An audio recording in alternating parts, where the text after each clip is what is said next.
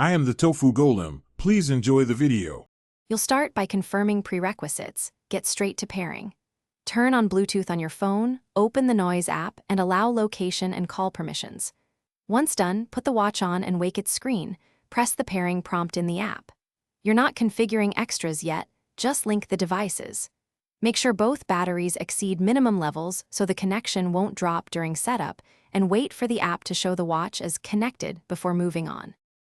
Now configure calling. In the app, enable call notifications and permit microphone access. This lets the watch handle audio. Next, on your phone, select the watch as the call audio device during an active call so you confirm routing. On the watch itself, open Settings, set volume and mic sensitivity, and turn on auto answer only if desired. These steps ensure clear two-way audio. If you skip any, voice pickup or routing may fail, so perform each step patiently and test with a short call. Finish by making a real test call. Keep it 30 to 60 seconds and listen for clarity and latency. If audio is muffled, move the watch higher on your wrist and rerun the test. If calls are one-sided or keep dropping, disconnect and repair the watch from the phone Bluetooth settings, then reboot both devices.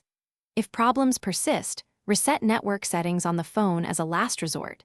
Note this removes saved Wi-Fi, so backup credentials first. That single troubleshooting step solves most stubborn pairing issues. Thanks for watching. Consider subscribing if we helped you today.